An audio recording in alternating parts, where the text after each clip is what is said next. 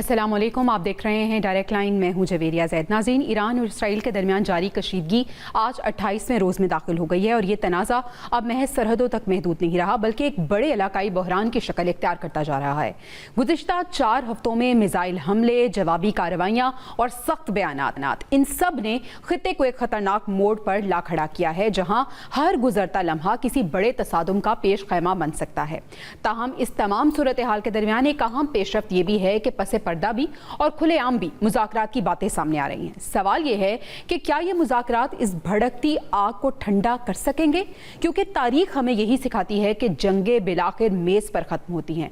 मगर सवाल यह है कि क्या इस बार अक्ल ताकत पर गालिब आ सकेगी या नहीं, क्योंकि मुज़ाकरात सिर्फ एक ऑप्शन नहीं बल्कि खित्ते के अमन, मईशत के इस्तेहकाम और लाखों इंसानी जानों के तहफ़्फ़ुज़ के लिए नागुज़ीर ज़रूरत बन चुके हैं। क्या आलमी ताकतें फ़रीक़ैन को मुज़ाकरात की मेज़ पर ला पाएंगी? पाकिस्तान जो कोशिशें कर रहा है, क्या ये कोशिशें बर आएंगी या ये कोशिशें भी माजी की तरह नाकाम साबित होंगी? आज के प्रोग्राम में हम इन्हीं पहलुओं का तफसीली जायज़ा लेंगे, माहिरीन से बात करेंगे और जानने की कोशिश करेंगे कि इस कशीदा सूरत हाल का अंजाम क्या हो सकता है, तसादुम या मफाहमत। इन सवालों के जवाब जानने के लिए पैनल मेरे साथ मौजूद है। पैनल का तारुफ आपसे करा देती हूँ। ब्रिगेडियर रिटायर्ड गजनफर अली साहब डिफेंस एनालिस्ट हैं, हमारे साथ मौजूद हैं। सना मिर्ज़ा साहिबा सीनियर एनालिस्ट हैं, आज के डिस्कशन का हिस्सा होंगी। और डॉक्टर मुनव्वर हुसैन साहब IR एक्सपर्ट हैं, उन्होंने भी हमें ज्वाइन कर लिया है। आप तीनों मेहमानों का बहुत शुक्रिया अदा करना चाहूँगी। ब्रिगेडियर साहब, आगाज़ आपसे कर लेती हूँ और सवाल मेरा ये है कि एक तरफ मुज़ाकरात की बातें हो रही हैं, दूसरी तरफ हम देख रहे हैं कि फ़ौजी ताकत का भी इस्तेमाल किया जा रहा है, लेकिन एक लेटेस्ट डेवलपमेंट ये आई है कि ईरानी तवानाई तंसीबात पर जो हमले हैं वो डोनाल्ड ट्रंप ने 10 दिन के लिए मौखर कर दिए हैं। सिचुएशन क्या देख रहे हैं आप और किस जानिब से आपको झुकाव महसूस हो रहा है? जी बहुत बहुत शुक्रिया। बिस्मिल्लाहिर्रहमानिर्रहीम। असल में ये जो सिचुएशन इस वक्त जो आप देख रही हैं, और अगर इसका तजिया करने हम बैठें तो सबसे पहले जो ज़रूरत है वो ये है कि हम जो ग्राउंड रियलिटीज़ हैं और जो चीज़ें जो हैपनिंग्स हैं उनको देख लें। सही। तो उसके बाद ये समझ आती है कि जी क्या होने जा रहा है और क्या हो रहा है। तो अगर ब्रीफली तमाम चीज़ों को, क्योंकि डिटेल्स तो बहुत ज़्यादा हैं, आप अगर उनको देखेंगे तो उनमें आपको एक चीज़ कॉमन नज़र आएगी, और वो ये है कि अमेरिका की तरफ से जंगबंदी, जैसे आपने कहा कि उन्होंने जंगबंदी क्या की, उन्होंने कहा कि जी हम उनके एनर्जी जो सेक्टर है, एनर्जी जो फील्ड्स हैं उनके ऊपर हमला नहीं करेंगे जी। लेकिन उसके साथ साथ इजराइल जो है वो कॉन्स्टेंटली उन जगहों पे हमले कर रहा है जो यही सेंसिटिव टारगेट है। और ये समझ जाइएगा, अगर इजराइल हमले कर रहा है तो अमेरिका हमले कर रहा है। ये कोई हो नहीं सकता कि इजराइल अमेरिका से डिटैच होकर हमले कर रहा हो, क्योंकि दरमियान में जो कोऑर्डिनेटिंग फैक्टर है जैरेड कुशनर का या स्टीव वेटकॉफ का या मार्को रूबियो का या अपना पीट हेग्सेट का, वो उतने ही ज़ियोनिस्ट हैं, उतने ही बड़े दहशतगर्द हैं जितना बड़ा दहशतगर्द ट्रंप है। उसके साथ साथ ट्रंप जो है वो दुनिया का सबसे बड़ा करेक्टरलेस आदमी है। You can not trust him for anything. वो कंपल्सिव लायर है, वो ऐसा लायर है जो कभी सच नहीं बोल सकता, गालिबन वो अपना नाम भी सच नहीं बता सकता।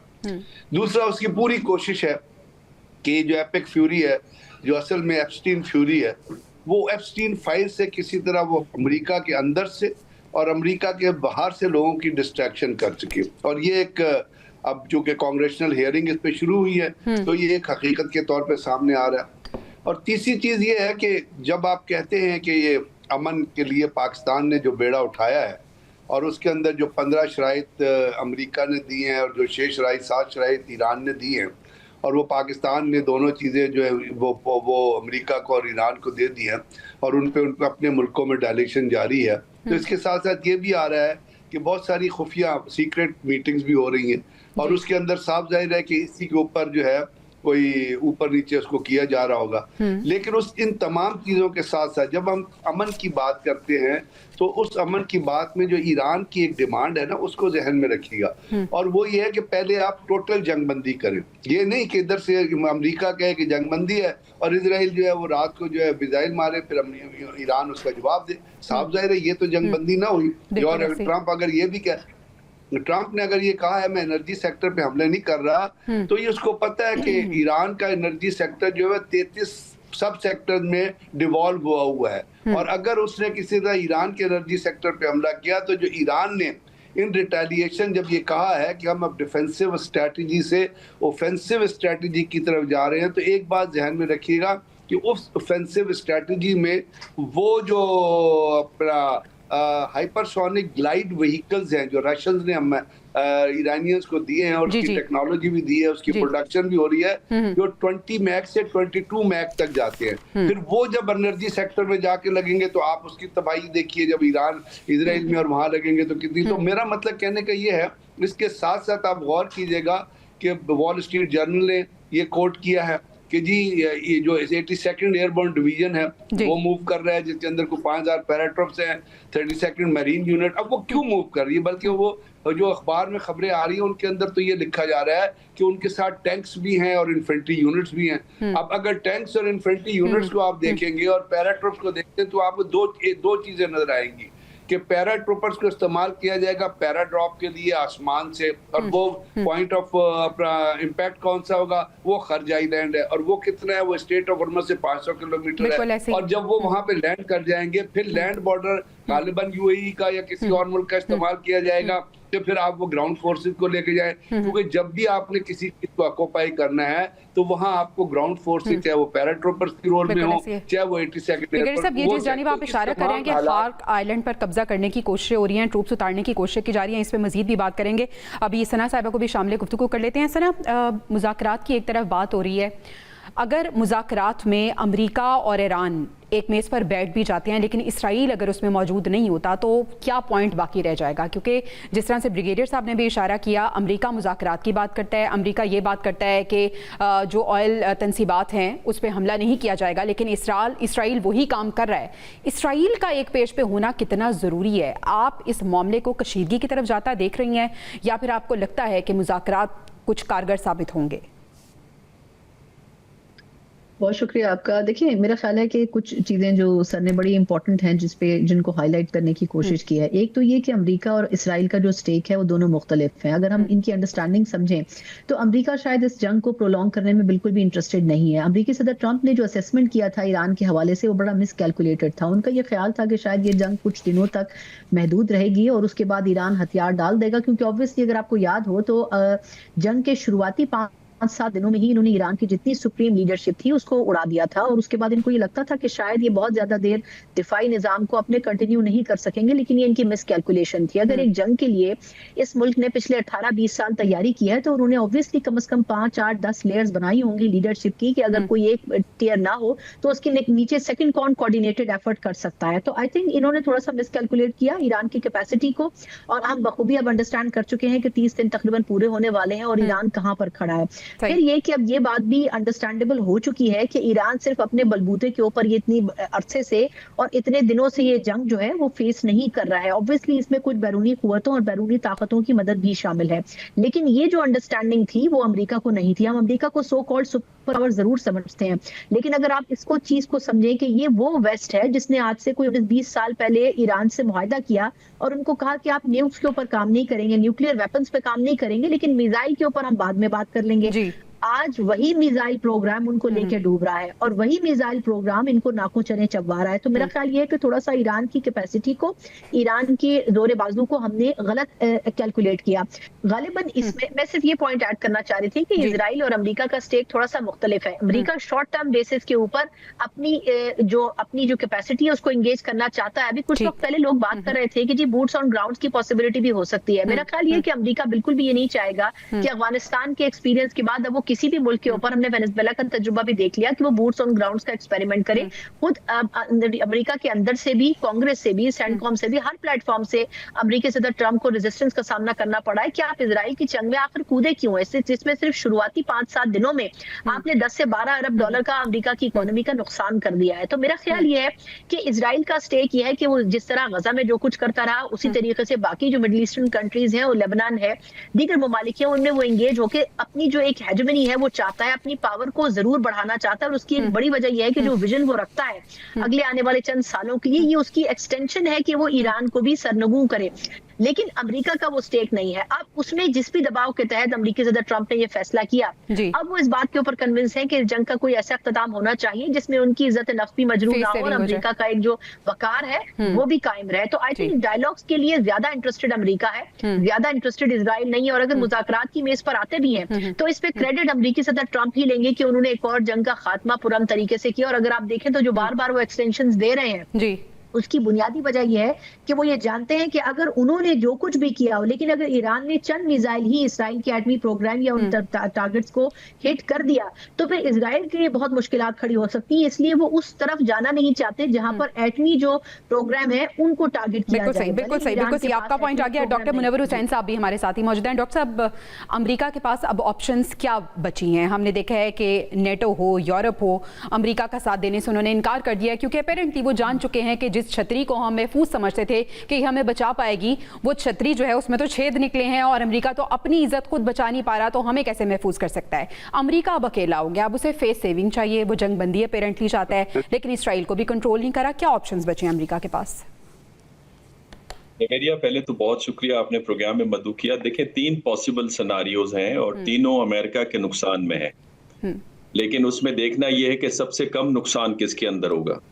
पहला सिनारियो ये है कि बातचीत करके अमेरिका को रास्ता मिले और अमेरिका यहाँ से निकल जाए। उस सूरत में जो अमेरिका का तासुर है कि वो एक मिलिट्री पावर है, बिकॉज इस जंग ने जो 3 अपसेट्स दिए हैं उसमें सबसे बड़ा अपसेट ये है कि अगर आप दुनिया की सबसे बड़ी मिलिट्री पावर हैं लेकिन ये गारंटी नहीं देता कि आप जंग को जीत सकते हैं या किसी इलाके पे देर तक आप काबिज रह सकते हैं। तो अफगानिस्तान और इराक के केस में भी साबित हुआ कि ट्रिलियंस ऑफ डॉलर्स के खर्चे के बावजूद आखिरकार आपको वहां से निकलना पड़ा, बिकॉज आप माइक्रो मैनेजमेंट के अंदर लग गए थे और एंटी अमेरिकनिज्म वहां पे जन्म ले चुकी थी। सही।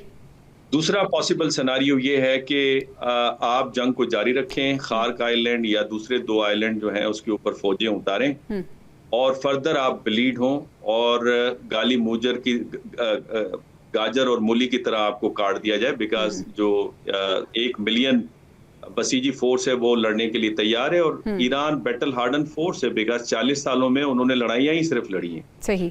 और उस सूरत के अंदर फर्दर आप ब्लीड होंगे और आपका जो ग्लोबल पावर स्टेटस है वो खत्म होगा और आप जो है इसका एक चेन आपको नजर आएगा रिएक्शन का, खुद साउथ अमेरिका में जो कि वेस्टर्न हेमिस्फीयर है, जो अमेरिका को बहुत ज्यादा करीब है और डियर है। वो सूरत भी इंतहाई खतरनाक है और इसके लिए कम से कम अमेरिका को 1.5 लाख फोर्स चाहिए और उनके पास वो फोर्स मौजूद नहीं है। तीसरा सिनारियो ये है कि लड़ाई जारी हो और कोई मुआहदा ना हो और अमेरिका अचानक रिट्रीट करके चला जाए, बिकॉज जो पैन है वो अनसस्टेनेबल हो। सही। बिकॉज अब तक जो अमेरिका ने इंजरी उठाई है, जिसके अंदर जो लेटेस्ट इंजरी है उसमें आपको मालूम है कि अर्ली वार्निंग सिस्टम खित्ते के अंदर तकरीबन उनके तबाह हो चुके हैं और उनकी जो 13 मिलिट्री बेसेस हैं वो पार्शली या मुकम्मल तौर पे वो डिसफंक्शनल हो गई हैं। इसके अलावा उनका एवॉक जो है $28 मिलियन का, जो कि पूरा एयर के अंदर एक एयर कमांड पूरा सेंटर होता है, वो तबाह हो गया है। इससे पहले उनकी टी क्लास की एक वेसल है, उसके अंदर तकरीबन $58 बिलियन के इंटरसेप्टर्स थे। बताया जा रहा है कि 1000 से 1400 के करीब इंटरसेप्टर्स थे और एक इंटरसेप्टर 1.5 से 2 मिलियन डॉलर्स तक का है, तो वो ईरान ने डुबो दी थी। ये तो छोटे छोटी चीजें मैं आपको बता रहा हूँ। तो इस सूरत में सस्टेनेबल वॉर नहीं है ना। $40 ट्रिलियन का आपके ऊपर कर्जा है, आपकी स्टॉक मार्केट में $3 ट्रिलियन उड़ गए हैं और उसके अलावा आपका जो बॉन्ड है वो इस वक्त मार्केट के अंदर लेस देन 5% यानी 4.6% पे आया हुआ है। सही। तो क्या आप ये जंग अफोर्ड कर सकते हैं उस सूरत में जब अमेरिकन पब्लिक है वो ह्यूमिलिएशन के ऊपर आई हुई है, जिसके बारे में मैं 3 C's हमेशा कहता हूँ।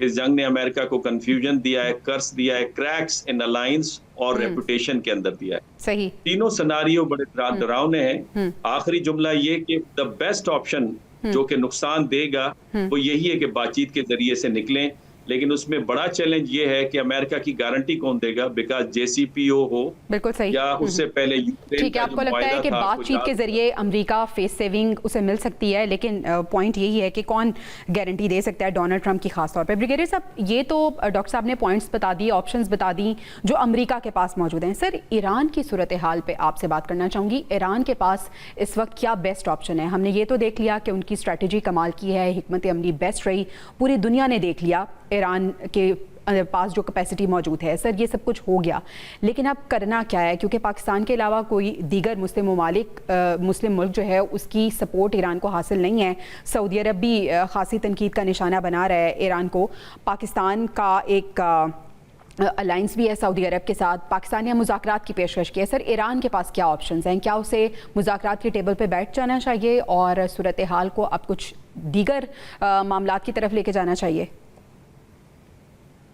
मेरी बात यह है कि अगर तो अमेरिका सिंसियर है वॉर खत्म करने में, तो आज ये खबर आ रही है, शायद आपकी नजर से गुजरी होगी जी, कि जो अमेरिकन ने यूक्रेन वॉर के जो 700 से 800 मिलियन डॉलर रखे हुए थे अपने पास, जी जी, वो उन्होंने अपना डाइवर्ट कर दिए टुवर्ड्स दिस वॉर, इसलिए कि 160 बिलियन डॉलर के 160 बिलियन डॉलर की जो रिक्वेस्ट की थी पेंटागन ने कांग्रेस से कि आप हमें ये एड दें, हमें जंग लड़नी है, वो कांग्रेस के अंदर इवन रिपब्लिकन्स ने उसको उसको अप्रूव नहीं किया। सही। तो अगर हम बार बार ये कहें कि अगर अमेरिका की तरफ से सिंसियरिटी है, तो मुझे नहीं लगता कि उस सिंसियरिटी में why there is a need to move additional force and why there is a need to divert additional money. So meaning thereby कि टेड क्रूज जैसे जब तब तक लोग मौजूद हैं अमेरिका के अंदर, उन्होंने इजराइल को कभी पीछे नहीं हटने देना, और अमेरिका उस वक्त तक पीछे नहीं हट सकता जिस वक्त तक इजराइल पीछे नहीं हटेगा। इजराइल के अंदर भी बड़ी प्रॉब्लम है, वहाँ पे कहा यह जा रहा है और ये खबरें आ रही हैं कि उनकी भी अंडर लॉट ऑफ प्रेशर है और वो डिप्लीट हो रही है डे बाय डे। लेकिन चूंकि उनको पीछे से काफी असला सप्लाई हो गया था जब वो गजा की वार लड़ रहे थे, तो अभी देखिए कि उन्होंने कुम पे भी हमला किया, उन्होंने परसों सिस्तान पे हमला किया, चाबहार पे हमला किया। तो इस लड़ाई के अंदर दो तो बहुत ऑब्वियस प्लेयर है जो ईरान और इजराइल हैं, और एक उनके दरमियान स्पॉइलर खड़ा हुआ है जो है अमेरिका, और तीसरा एक और इसके अंदर एलिमेंट है, जो एलिमेंट आता है खलीजी ममालिक के अंदर, जिसमें सऊदी अरब, बहरीन, कतर और ये तमाम, और उसमें यूएई जो है उसके बड़े क्लोज नेक्सस हैं इजराइल के साथ। और आपको पता है कि बहरीन के अंदर तो एक बहुत बड़ा मुसैद का हेडक्वार्टर मौजूद है, वो अपना वहाँ पे, जिसको उनके interior minister Abdullah bin Ahmed Al Khalifa ने कहा था कि we are very proud of having the मुसैद headquarter in Bahrain, so they are still present down there. So meaning thereby कि ईरान जो है उसके पास, मुझे जिस वक्त तक याद रखिए इजराइल से मिसाइल फायर होते रहेंगे, ईरान के पास कोई ऑप्शन नहीं है other than firing back. Iran can not come to the negotiating table जब तक इजराइल अमेरिका भावे जंग रोक दे, वो एनर्जी सेक्टर पे हमला ना करे। एनर्जी अमेरिका ने एनर्जी सेक्टर में किसी स्ट्रेटेजी के तहत हमला लिया है, उनकी इंटेंट बिल्कुल ये नहीं है कि वो किसी पीस की तरफ जाना है। अगर मैं सिर्फ ये कहता हूँ अगर पीस की तरफ उन्हें जाना है तो they should immediately stop the movement of the 82nd airborne division, जिसमें कोई 2000 के करीब लोग आ रहे हैं और कोई 5000 मरीन है, उसके साथ कह रहे हैं कि जी ये अब वॉल स्ट्रीट जर्नल की रिपोर्ट है जो मैं कोट कर रहा हूँ। सो जिस वक्त तक इजराइल अपना हमला नहीं रोकता, and Iran should not, because बुनियादी तौर पे ईरान इस वक्त जो है वो स्ट्रेटेजिक विक्ट्री पे है। जब उसने डमोना पे हमला किया और स्टेट ऑफ हॉर्मुज को बंद कर दिया, स्टेट ऑफ हॉर्मुज को बंद करने का स्ट्रेटेजिक इम्पैक्ट जो आएगा वो ये है कि पेट्रो डॉलर जो है वो इंशाल्लाह तबाह होगा, क्योंकि ईरान ये कहता है अब टॉल जो लूंगा ये युआन में लूंगा, और स्किप्स का जो सिस्टम है उसके तहत पहले ही युआन में 2025 में कोई 175 मिलियन डॉलर की ट्रेड हुई है। सो ईरान जो है वो मिड लेवल विक्ट्री पे है सर, उसने स्ट्रेटेजी को, उसने टैक्टिक्स को, उसने ऑपरेशनल स्ट्रेटेजी को, तीनों को एक नुक्ते में कंबाइन कर दिया है। मिड लेवल विक्ट्री पे है ईरान। ब्रिगेडियर साहब, आपका पॉइंट आ गया। सना साहिबा, पासदारानी इनकलाब ने दावा किया है कि जंग में अब तक 800 अमरीकी फौजी हलाक हो गए हैं, 5000 जख्मी हो गए हैं, 1321 इसराइली फौजी मारे जा चुके हैं और 17 अमरीकी अड्डे भी तबाह हो चुके हैं।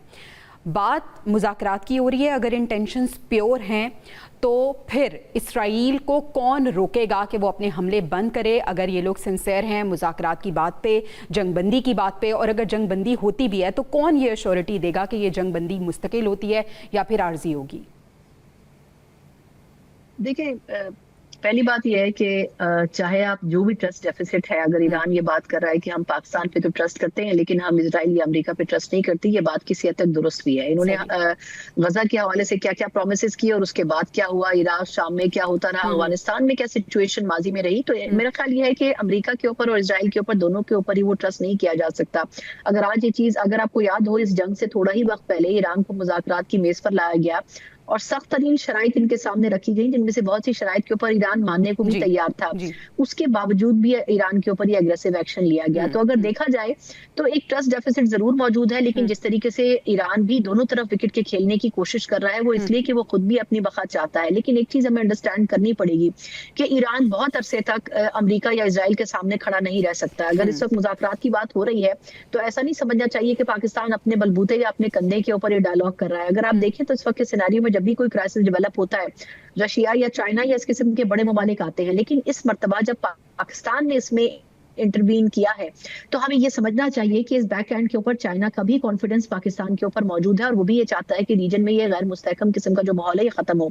उसकी वजह यह है कि जो प्रायोरिटी होनी चाहिए मिडिल ईस्टर्न कंट्रीज में वो यही होनी चाहिए कि एक पीस जरूर मौजूद हो, लेकिन इसमें सिर्फ किसी एक फरीक को नीचा दिखाकर आप ये नहीं कर सकते हैं। अमेरिका की ख्वाहिश जरूर थी कि ईरान को आप नीचा दिखाएं और उसके बाद इस खत्ते में अपनी मोनोपोली कायम करें, और बुनियादी तौर पर जो एनर्जी सेक्टर था, जो ऑयल के रिजर्वायर से, असल टारगेट तो आपका यही था ना कि आप उस रिजर्व के ऊपर कब्जा कर सकें, वरना आप इराक क्यों गए? जी, आपने अफगानिस्तान में इतने ज्यादा स्ट्रेटेजिक अपने रूट्स क्यों बनाने की कोशिश की? बहुत सारे मसाइल रहे, लेकिन ईरान भी बुनियादी तौर पर टारगेट इसीलिए रहा।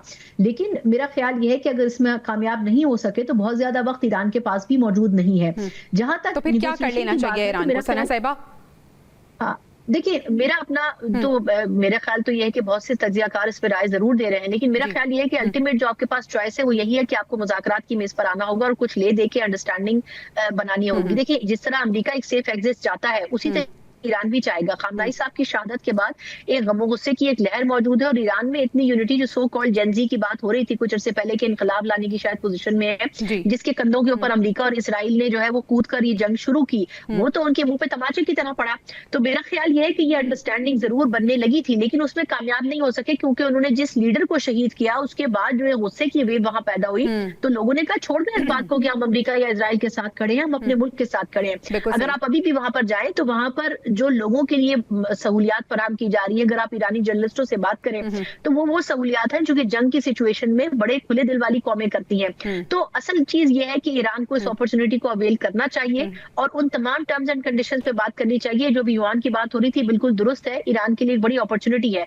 मिडिल ईस्टर्न कंट्रीज के लिए भी ये बात अब दर्द-ए-सर बन चुकी है कि आबनाए हुर्मुज आखिर कब खोली जाएगी। लेकिन अगर इस मौके को मुज़ाकरात के जरिए इस्तेमाल नहीं किया गया तो फिर मेरा ख्याल ये है कि अपॉर्चुनिटी भी अगर हमने लूज कर दी, यानी मिडिल ईस्टर्न कंट्रीज में इंक्लूडिंग ईरान लूज कर दी गई, तो फिर मसाइल बढ़ेंगे, मसाइल बढ़ेंगे और सिचुएशन कंट्रोल से बाहर हो जाएगी। डॉक्टर साहब, अक़वाम मुत्तहिदा आलमी इदारे क्या कर रहे हैं? अभी रिसेंटली हमने देखा कि एक बोर्ड बना, पीस ऑफ बोर्ड। कहाँ हैं ये तमाम इदारे और तमाम ये ऑर्गेनाइजेशंस? पहले, इससे पहले भी हमने देखा कि जो गज़ा के अंदर सूरत हाल थी उसमें भी अक़वाम मुत्तहिदा बिल्कुल फेल रहा, कोई क्रेडिबिलिटी उसकी नहीं थी, लेकिन अभी भी सूरत हाल ऐसी ही नज़र आ रही है। अगर ऐसा ही है तो फिर इनकी क्रेडिबिलिटी पे तो बहुत बड़ा एक सवालिया निशान है ये। जी, आपको याद होगा मार्क कार्ने ने स्पीच दी थी डेवॉस के अंदर कि ये निज़ाम रप्चर्ड हो चुका है जी।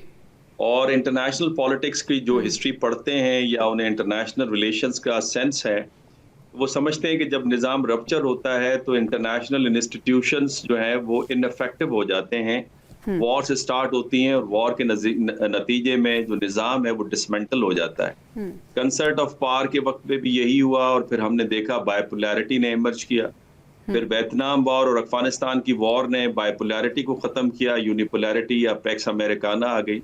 और अफगानिस्तान की जंग, लिबिया, सीरिया और इसके बाद यमन, सूडान और सीरिया और अब ईरान के ऊपर, तो ये निज़ाम रप्चर्ड है और ये डिसमेंटल्ड है। अब आप इसको पैक्स अमेरिकाना जो है वैसे भी ओवर हो चुका है, पहली बात। और वो साबित हो गया है कि जो मुख्तलिफ चेस बोर्ड्स होते हैं इंटरनेशनल पॉलिटिक्स के, उसमें इकोनॉमी है, इंफॉर्मेशन है, टेक्नोलॉजी है, स्पेस है और मिलिट्री पावर है, उसके अंदर आप देखें कि अमेरिका हर चेस बोर्ड पे चैलेंज्ड है। एक ही चेस बोर्ड रहता था कि जिसमें अमेरिका का जो बजट था दुनिया में सबसे ज्यादा था डिफेंस का, $1 ट्रिलियन का, एक रोबस्ट मिलिट्री पावर था।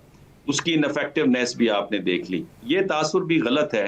इसको साइंटिफिकली और आईआर के पर्सपेक्टिव से मैं साबित कर सकता हूँ विद एविडेंसेस सही कि ईरान कब तक सस्टेन कर सकता है। मसला ये नहीं है, मसला ये है कि अमेरिका कब तक सस्टेन कर सकता है। वॉर लॉजिस्टिक्स के ऊपर होती है और जो लॉजिस्टिक्स के देने वाले जितने भी अमेरिका के अड्डे थे वो खत्म हो चुके हैं। इसी वजह से उनकी जो मिलिट्री स्ट्रक्चर है, पावर है, वो डिसमेंटल भी है, डिस्पर्स भी है इस इलाके के अंदर। सही कभी वो ग्रीस उन्हें जाना पड़ता है, कभी डियागो गार्सिया जाना पड़ता है, कभी तुर्की को तुरले मिन्नतें करने पड़ते हैं।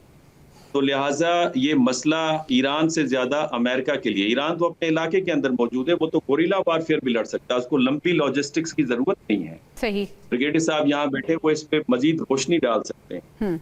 इसके अलावा एक पॉइंट में और आपके सामने रखना चाहता हूँ। देखें, जो ईरान है उसका मसला ये नहीं है कि उसके ऊपर उसकी ऑयल पे कब्जा करना है। अमेरिकन को असल ईरान से मसला ये है कि अमेरिका का जो वे ऑफ लाइफ है, ईरान ने उसको डिनाई करके अपने वे ऑफ लाइफ को दिया है और जो स्ट्रक्चरल इंपीरियलिज्म थी उसको तोड़ा है, जिसे एमेंसिपेशन कहते हैं नियो मार्क्सिस्ट।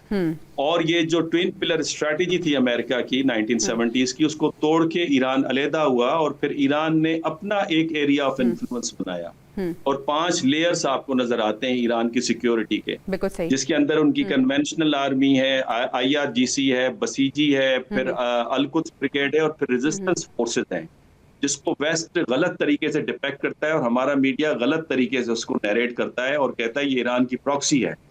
बिकॉज प्रॉक्सी कहते हैं जब आप किसी चीज को वजूद दें अपने सियासी और अस्करी मफादात के लिए। हिजबुल्लाह को मौरूजी हारात ने बनाया था, ईरान ने नहीं बनाया था।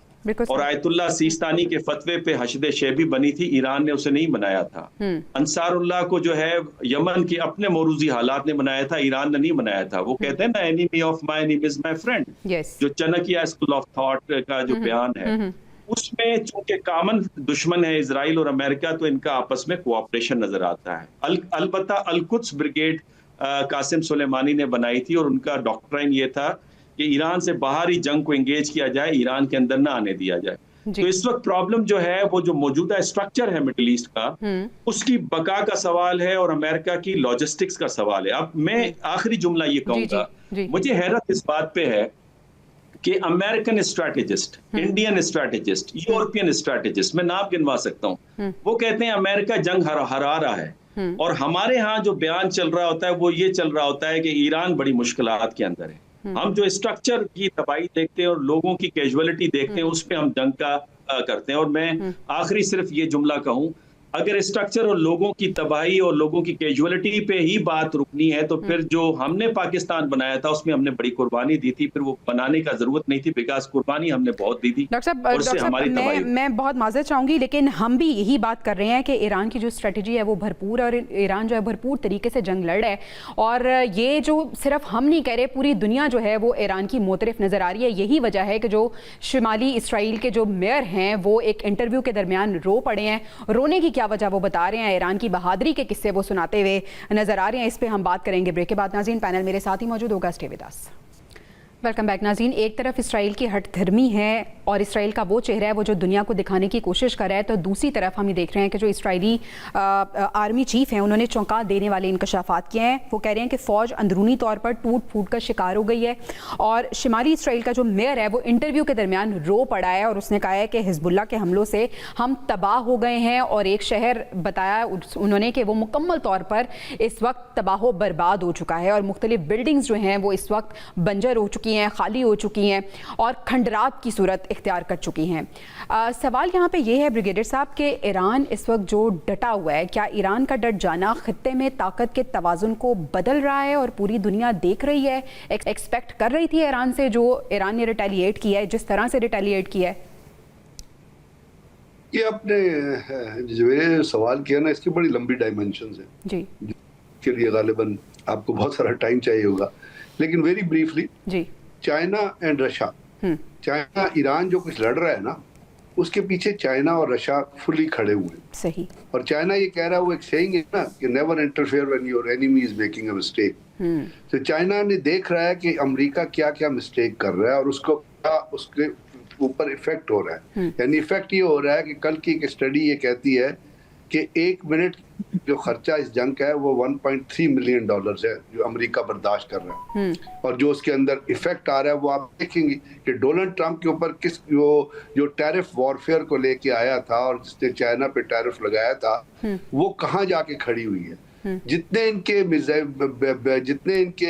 रडार्स तबाह हुए हैं, $1 बिलियन, 1.5 बिलियन के जो रडार अमेरिका के तबाह हुए हैं, अगर इन्होंने उसको दोबारा बनाना है तो 5 साल तो वैसे रैथॉन कहते हैं कि चाहिए होगी या लॉकहीड मार्टिन, लेकिन उसके अंदर एक मटेरियल इस्तेमाल होता है कहते हैं टंगस्टन, और 80% टंगस्टन जो है वो पैदा होता है चाइना में। और चाइना ने पाबंदी लगा दी है तमाम रेयर अमेरिका को भेजने के लिए। तो इस वक्त जो आप ईरान के साथ जो आप देख रही हैं, जो चाइना जिस तरह उभर के सामने आ रहा है और रशिया ने जिस तरह एक मैसेज भेजा है नेतन्याहू को कि अगर न्यूक्लियर का सोचा तो Russia will react very forcefully.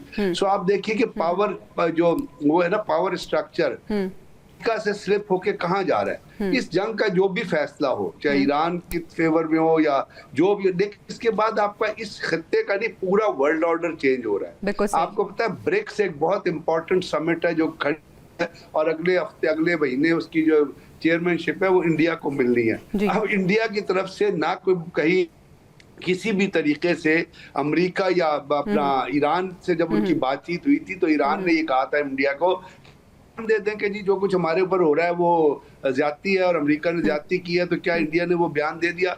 इस मीनिंग कि जितनी अलाइनमेंट्स हैं, अब अमेरिका चाहता है इंडिया को ऑकस भी ज्वाइन करे, अब जितनी अलाइनमेंट्स हैं और जितना ये कहते हैं ना हर वॉर के बाद एक वर्ल्ड ऑर्डर चेंज होता है, जैसे second world war, first world war आप देखें, उसके बाद जो आपने पेट्रो डॉलर आया, क्रिप्टो करेंसी आई, उसके बाद जिस तरह आपने अपना ये IMF आया, वर्ल्ड बैंक आया, जो ये तमाम जो चीजें हैं ये नतीजा थी। तो इस जंग का भी जैसे आपने फरमाया, इस जंग का जो भी नतीजा निकले, लेकिन यहाँ पे फ्रेश लाइन, और अगर ये जंग जो है इस वक्त रुक जाती है तो इसमें मुझे ये लगता है, मेरी नजर में अगर खलीजी ममालिक में थोड़ा पेशेंटली बैठ के सोचें तो उनको इसका जवाब ये मिलेगा कि एक स्ट्रॉन्ग ईरान जो है वो मुस्लिम ममालिक के लिए एक स्ट्रेंथ की निशानी है। आप आपस के मसाइल बैठ के हल कर सकते। सऊदी अरब और ईरान की पहली चाइना ने बहुत अच्छी रप्रोशवा करा दिया था और वो रप्रोशवा जा सकता है बाकी ममालिक की तरफ भी। तो जब जो अलायंसेस बनेंगी उसमें अगर ये वो जंग यहाँ खत्म होती है में ईरान का रोल बहुत बड़ा हो जाएगा। और दूसरी बात ये, अमेरिका जो दुनिया को सिक्योरिटी की गारंटी देता फिर रहा था वो तब्दील होगी। तीसरी चीज बड़ी इंपॉर्टेंट जो आएगी वॉरफेयर के अंदर, वो याद रखिएगा कि ये जो बड़े बड़े जहाज है ना, एयरक्राफ्ट कैरियर और फलाना, इनकी जंग अब खत्म हो गई है। ये वल्नरेबिलिटी है क्योंकि जो आपकी अंडर वॉरफेयर जो नजर आ रही है, और जिस तरह ईरान के पास है तो मिजेट्स और एक ईरान के पास एक सबमरीन है जिसको कहते हैं क्लास सबमरीन, जो अंडर जो अपना पानी के नीचे रहती है और डिटेक्ट नहीं होती है।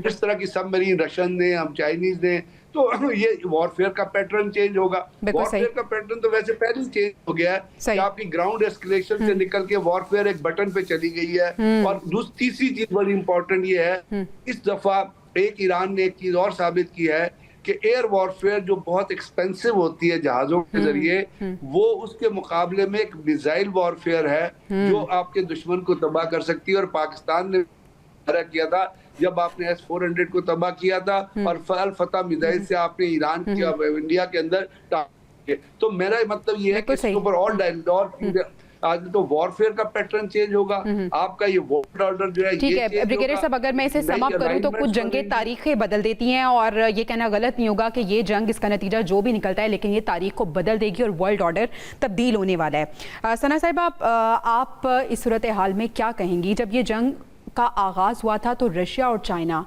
ये बड़े इंपॉर्टेंट थे और ये देखना बड़ा ज़रूरी था कि इनकी सपोर्ट किसको मिलती है। अब हम देख रहे हैं, ब्रिगेडियर साहब ने भी इशारा किया कि रशिया और चाइना की सपोर्ट जो है वो ईरान को हासिल है।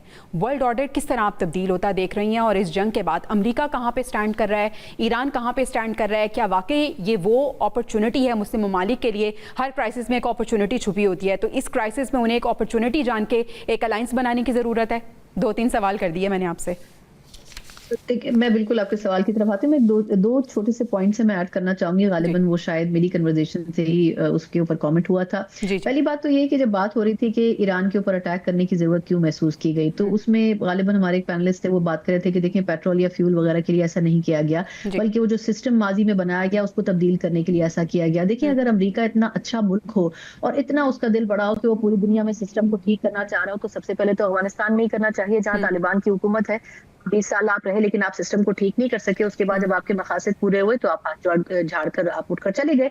तो इसलिए सिर्फ सिस्टम ही को ठीक करना अमेरिका का मकसद नहीं होता, लेकिन अमेरिका की अपनी जो पावर्स के साथ साथ जो एनर्जी रिजर्वायर्स की कैपेसिटी होती है उसको जो कैप्चर करना भी बुनियादी मकसद होता है, जो रिजीम्स की तब्दीली भी बुनियादी मकसद होता है। अमेरिका उसके लिए भी बहुत सारे ममालिक को टारगेट करता है। दूसरी बात ये की गई, जो गालिबन शायद मिसअंडरस्टूड की गई मेरे हवाले से, कि ईरान शायद बड़ा मजलूम है और मार खा रहा है, ऐसा हरगिज नहीं है। लेकिन अगर हम कंपैरिजन करें तो अगर अमेरिका या इजराइल की तरफ से कहीं किसी स्टेज के ऊपर लास्ट ऑप्शन के तौर पर अगर न्यूक्लियर वगैरह इस्तेमाल किए जाते हैं, तो ईरान ऑब्वियसली उसके रिस्पांस पे उस कैपेसिटी तक नहीं जा सकेगा। लेकिन इस वक्त की जो स्टेज है जंग की, उसमें ईरान बिल्कुल बराबर पर पल्ले का मुकाबला दे रहा है। ऐसी स्टेज के ऊपर ओपोनेंट के साथ मुज़ाकरात करने में आप बराबरी की सतह पर बातचीत कर सकते हैं। बुनियादी मकसद यह है कि इस अपॉर्चुनिटी को लूज नहीं करना चाहिए, जहां एक तरफ आपने मिडिल ईस्ट को भी दबाया हुआ है अबनाए हरमुज की बंदिश से, और दूसरी तरफ इजराइल और अमेरिका को भी आप टफ टाइम दे रहे हैं। ऐसी सिचुएशन में अगर आप मुज़ाकरात की मेज पर बैठेंगे तो सर उठाकर बैठेंगे, बजाय उसके कि आप ऐसी पोजीशन में चले जाएं जब आपको बिल्कुल ही जो है वो डाउन कर दिया जाए और आपके ऊपर जो आखिरी लास्ट ऑप्शन है स्ट्रेटेजिकली अमेरिका या इजराइल के पास, वो इस्तेमाल करके आपका बेड़ा गर्क किया जाए। तो बुनियादी मकसद ये है कि इस अपॉर्चुनिटी को ईरान इस्तेमाल करे, बजाय इसके कि हम इस चीज में ही फंसे रहे कि नहीं हमने बातचीत नहीं करनी है। अच्छा, अब आपके सवाल की तरफ आते थे कि चाइना और रशिया को बखूबी इस चीज का अंदाजा था। जब पुरानी हम पिछले 2-3 सालों की जो जंगी इश्यूज देखें जो पूरी दुनिया में होते रहे, उसमें हमेशा चीन की तरफ से पहले किरदार सालिसी की बात होती थी। इस मर्तबा वो बैक एंड पर खड़े इसलिए नजर आते हैं कि पाकिस्तान ने प्रोएक्टिव रोल प्ले किया है। और अगर देखा जाए तो दुश्मन के साथ अगर आप दोस्ती कर ले तो इसमें कोई मुजायका नहीं है। रूस जहां अमेरिकी सदर ट्रंप के साथ बगलगीर होता है, वहां वो ये भी जानते हैं कि कितनी सैंक्शंस उनके ऊपर मौजूद हैं। ईरान से तेल खरीदने वाले ममालिक में रूस और इंडिया सरफहरिस्त है। तो देखा जाए तो रूस भी इस मौके से इसलिए अपॉर्चुनिटी से फायदा उठाना चाहता है कि वो जो एक मोनोपोली है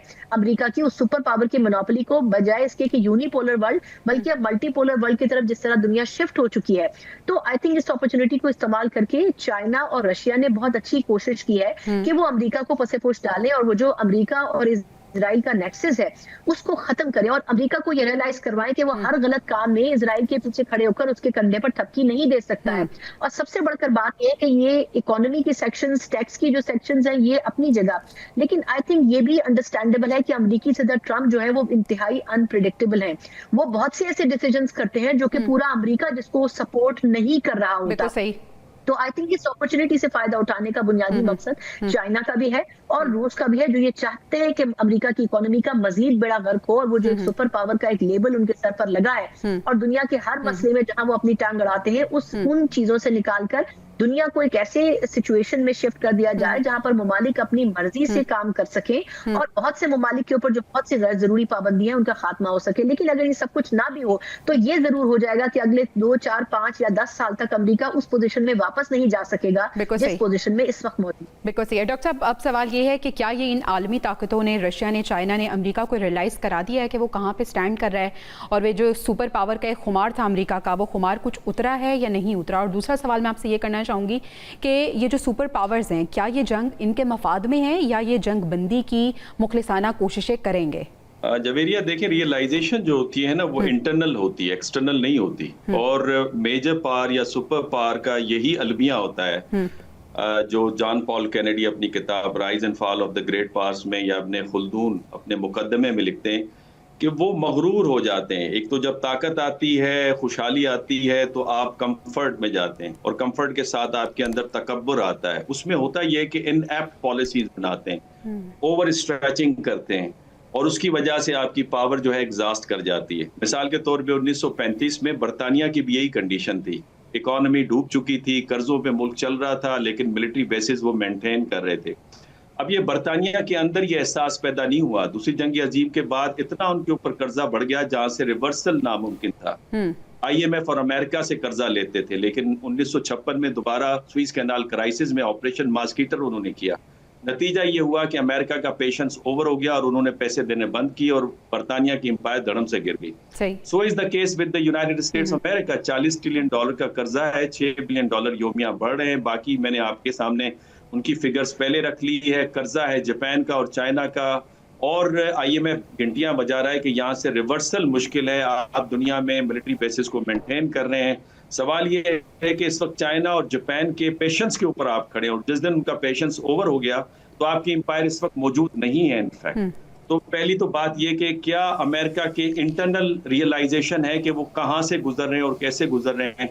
अब उसमें जो अमेरिका का माइंड था या दिमाग था वो बाहर से आता था, उसके ऊपर आपने बैन लगा दिया कि इमिग्रेशन अब नहीं रहेगी, तो न्यू फ्रेश आइडियाज नहीं आ रहे और आपको रियलाइजेशन नहीं हो रही कि आप किस मुसीबत का शिकार हैं।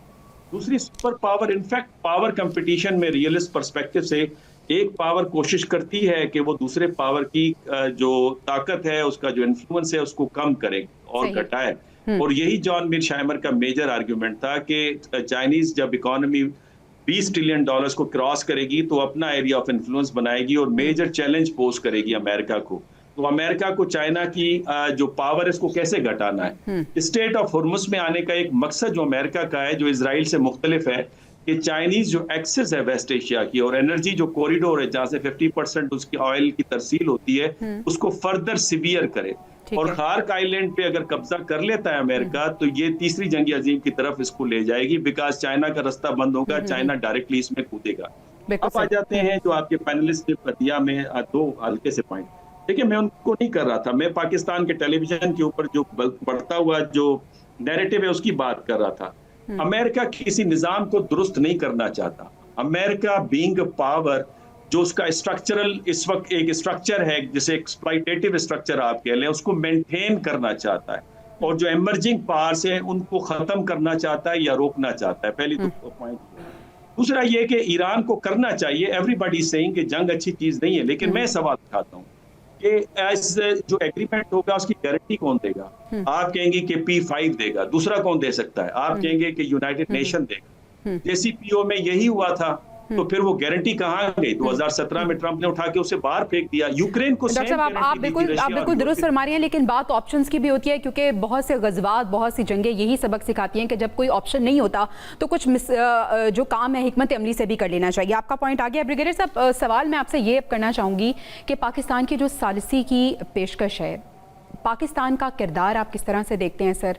और अगर पाकिस्तान सालिसी के तौर पर अपना काम बाखूबी अंजाम दे देता है तो पाकिस्तान का जो स्टेटस है, पाकिस्तान का जो नाम है, मकाम है, वो कितना ज़्यादा इमर्जिंग आप देख रहे हैं। और भारत इस वक्त खासी बौखलाहट का शिकार है, भारत में खामोशी है। जयशंकर का बयान भी आपने सुन लिया होगा, कितना तौहीन आमेज़ बयान उनकी तरफ से सामने आया था। तो पाकिस्तान के किरदार को आप किस तरह से देखते हैं सर? देखिए, मैं तो पाकिस्तान के किरदार को हर हिसाब से बहुत बेहतर नज़र से, और ख़ास तौर पे इस पॉइंट ऑफ टाइम पे जिस वक्त हम जहाँ दुनिया लड़ रही है और पाकिस्तान जो है वो कोशिश कर रहा है कि वो एक डिप्लोमेटिक और एक मिलिट्री भी बल्कि डिप्लो मिलिट्री बैलेंस लेके चले, और उसके ज़रिए उसने अपना हमारे आर्मी चीफ की बात हुई, ट्रंप से भी बात हुई, फिर ओमान में उनकी क्या कहा जा रहा है स्टीव विटकॉफ और कुशनर से भी मुलाकात हुई, फिर ईरानी डेलीगेशन से भी मुलाकात हुई, फिर पाकिस्तान ने अपनी ऑफर भी की, अपना पाकिस्तानाबाद की भी ऑफर की, और यहाँ बहुत सारे अमेरिकन जहाज आए हैं जिसमें गालिबन सेंटकॉम के चीफ भी आए हैं और कुछ अमेरिकन डेलीगेशन के भी लोग आए होंगे। तो उस हिसाब से Pakistan is faring very well, और पाकिस्तान चाहता है कि जंग रुक जाए। और उसको सबसे बड़ा मैं कोट करना चाहूंगा डिप्लोमेट को, जो एक बहुत बड़ा अखबार है, बड़ा रिलायबल है, उनकी जो पंच लाइन आज उन्होंने लगाई है वो पाकिस्तान किरदार को जाहिर कर देगी। और वो कहते हैं कि अपना उसकी जो जिस तरह उन्होंने तारीफ की है, कोट डिप्लोमेट ने कहा कि middle powers punch above their weight and larger actors जो हैं वो के अलाइंड हैं, इसलिए मिडिल पावर जो है वो सामने आई है इस जंग को रुकवाने। इससे आप अंदाजा लगा लीजिए कि पाकिस्तान के रोल को किस तरह देखा जा रहा है जब वो कह रहे हैं कि Pakistan is gaining international attention. उसके बाद ट्रम्प ने भी कहा कि हाँ जी हमारी बात हो रही है और पाकिस्तान को हमने कहा है, लेकिन ये तमाम all said and done it's a very delicate route, it's a very very sensitive route जो पाकिस्तान ने लिया है, बिकॉज हमने अमेरिका का इतबार नहीं कर सकते, ये मेरी बात याद रखिएगा। You can not trust Trump, Trump is untrustworthy, you can't trust him. कल वो क्या कह देगा you do not know, he doesn't bother कि उसके साथ किससे क्या रिलेशन है। तो ईरान हमारा हमसाया है, 909 किलोमीटर बॉर्डर हम शेयर करते हैं, हमारा उनके ऊपर हमारी उनसे अटैच ज्यादा है, सऊदी अरब से आपका डिफेंस पैक्ट है, तो इसमें जरा सी इन पावर की तरफ से अगर कोई स्लिपेज हुई, गारंटी की बात हो रही थी, जैसे अपना पॉइंट्स की बात हो रही थी, उस पे एग्रीमेंट करके अगर कोई डिसएग्रीमेंट हुआ तो उसका जो वेट आएगा ना वो पाकिस्तान पे आएगा, and I only fear that may not happen. अभी के लिए हमने इंडिया को कहा, इंडिया के अंदर तो साफ जाहिर है बहुत उनके पेट में बड़ा कीड़े उठ रहे हैं, और वो जो लफ्ज उसने इस्तेमाल किया अपना जयशंकर ने, वो बड़ा गैर पार्लियामेंट्री लफ्ज था, लेकिन उस लफ्ज में एक बात आपसे कहना चाहूंगा, और वो बात इंडिया तक भी पहुंचनी चाहिए कि आपको पता है जब पाकिस्तान और इंडिया आजाद हुए थे तो उस लॉर्ड माउंटबेटन, लेडी माउंटबेटन और नेहरू का एक नेक्सस था, और लेडी माउंटबेटन, एडवेना माउंटबेटन की बेटी ने द डॉटर्स एम्पायर के नाम से किताब लिखी है, किताब इंडियन समर के नाम से है, जिसमें कहा गया नेहरू के और लेडी माउंटबेटन के एक्स्ट्रा मैरिटल रिलेशंस थे, और जब पाकिस्तान को अपना गुरदासपुर और फिरोजपुर पाकिस्तान के अंदर शामिल किया गया था तो उसके 3 दिन तक अनाउंसमेंट नहीं हुई थी, क्योंकि नेहरू ने लेडी माउंटबेटन के साथ जो उसके एक्स्ट्रा मैरिटल रिलेशंस थे उसको इस्तेमाल करके लॉर्ड माउंटबेटन को प्रेशराइज किया कि गुरदासपुर और फिरोजपुर इंडिया को दे। फिर 3 दिन बाद अनाउंस हुआ था, अलग 3% लोग थे जिन्होंने गुरदासपुर में पाकिस्तान के लिए वोट किया। तो यहाँ सवाल ये पैदा होता है कि नेहरू ने जो रोल प्ले किया, तो क्या पहला वो नेहरू था? अगर जयशंकर की बात को लेके जितने तमाम बिल्कुल सही ब्रिगेडियर साहब, यकीनन ये आपकी जो बात है और ये जो तारीख का हवाला है ये वहाँ तक पहुँच चुका होगा। सना साहबा, पाकिस्तान की मौसर सिफारतकारी क्या ईरान और अमेरिका को मुज़ाकरात की मेज़ पर ले आएगी, और फिर भारत की खामोशी क्या पैगाम दे रही है? देखिए, मेरा ख्याल है पहली बात तो ये कि भारत खामोश नहीं है, बल्कि भारत इस वक्त तारीख की वो गलती कर रहा है जिसका खुमियाजा आप कुछ साल के बाद उसे महसूस होगा, और ये जो एग्रेशन में और गुस्से में जो बकवासियात उनके मुंह से निकल रही हैं वो उनकी डेस्परेशन को जाहिर करती हैं। और मेरा ख्याल ये कि जो अल्फाज का चुनाव वहां से हो रहा है ये खुद उनके हवाले से परसेप्शन कायम करने के लिए काफी है। जब पूरी दुनिया की ये ख्वाहिश है कि खित्ते की ये जंग थमे, वहां पर वो अपनी फ्रस्ट्रेशन निकाल कर इस बात का इजहार कर रहे हैं कि उनको किस तरीके से दूध में से मक्खी की तरह निकाल दिया गया है। दूसरी बात पाकिस्तान की है, देखिए हम एक अपने तौर पर एफर्ट कर रहे हैं, हमारी गवर्नमेंट अपने तौर पर एक एफर्ट कर रही है, बहुत से लोग ये बात कर रहे हैं और ये बिल्कुल दुरुस्त है कि अमेरिकी सदर ट्रंप के हवाले से आप कुछ भी प्रेडिक्ट नहीं कर सकते। दूसरी बात, लोग जो बात कर रहे हैं कि अमेरिका और अगर ईरान का मुआहदा होता है, दोनों तरफ से बात हो रही है कि जी दोबारा जंग की कैफियत नहीं होगी या ईरान इतने दूर मिसाइल नहीं फेंकेगा, और ईरान ये कह रहा है कि जी अमेरिका या इजराइल दोबारा जंग नहीं शुरू करेंगे। देखिए, अमेरिका और इजराइल के बारे में आप कभी भी ये तय नहीं कर सकते हैं, जब उनका मफाद पूरा होता है वो उठकर चले जाते हैं खत्ते से, और जब उनको जरूरत होती है वो मुआहदे किए हुए होने के बावजूद भी आपके ऊपर हमले शुरू कर देते हैं। तो इसलिए उनके बारे में तो आप ये प्रेडिक्ट नहीं कर सकते। बात सिर्फ इतनी है कि आप उनसे अपने मफादात का तहफ्फुज़ कितना मैक्सिमम हासिल कर सकते हैं और उस दौरान अपनी कैपेबिलिटी को कितना बढ़ा सकते हैं, और दूसरों को ये बावर कैसे करवा सकते हैं कि आपकी रेड लाइन को क्रॉस नहीं करना। और सबसे बड़ी बात यह है कि पाकिस्तान अगर इन मुज़ाकरात को फैसिलिटेट करवाने में भी अगर कामयाब हो जाता है तो पाकिस्तान की सिफारती बहुत बड़ी कामयाबी होगी, क्योंकि किसी और मुल्क ने उस एक्सटेंट तक जाकर काम नहीं किया है जितना पाकिस्तान ने किया है। From very day first Pakistan ने न सिर्फ ये कि टेलीफोनिक, आज मुख्तलिफ दुनिया के अखबारात में ये लिखा जा रहा है कि पाकिस्तान ने टेलीफोनिक डिप्लोमेसी की है, मतलब हमारे लिए एक बिल्कुल नई टर्मिनोलॉजी है जो कि इस्तेमाल हो रही है कि पाकिस्तान ने टेलीफोन के जरिए पूरी दुनिया को हिला के रख दिया कि इस जंग का खात्मा होना चाहिए। और इसमें सिर्फ यही नहीं है कि किसी एक मुल्क का फायदा है, लोग ये कह रहे हैं जी जाती मफादात। मेरा ख्याल ये है कि पाकिस्तान इस वक्त जो कर रहा है वो जाती मफादात से बहुत आगे बढ़कर है। और अगर हम इस अप्रोच के साथ जो सो कॉल्ड हमें माजी में कहा जाता था कि जी पाकिस्तान को फला मुल्क को एग्रेसिव जवाब देना चाहिए, फला मुल्क को मुंहतोड़ जवाब देना चाहिए, इस मर्तबा हमने ये साबित किया है कि मुंहतोड़ जवाब से ज्यादा मुज़ाकरात के लिए, बातचीत के लिए मुज़ाकरात की मेज पर आना जरूरी होता है। दो मुख्तलिफ ओपोनेंट ग्रुप्स को इकट्ठा बिठाना भी इस्लाम हमें इसका दर्स देता है। मेरा ख्याल पाकिस्तान जो कुछ भी कर रहा है आने वाले वक्त में पाकिस्तान की तारीफ जरूर होगी, और इस हवाले से होगी कि पाकिस्तान ने अपने ही लिए नहीं बल्कि खित्ते के लिए भी अमन कायम करने की कोशिशें की हैं। बिल्कुल, पाकिस्तान के मौसर किरदार की यकीनन तारीफ हो भी रही है और होगी भी। डॉक्टर साहब, क्या मौजूदा हालात में जो डिप्लोमेसी है ये वाकई जंग को रोक सकती है, और फिर पाकिस्तान का जो किरदार है कैसे देखते हैं आप? जवेरिया 4 पॉइंट्स में आपके सामने रखूंगा। पहला पॉइंट तो सर, ये जरा है कि जल्दी, सिंस टाइम की मई किल्लत है।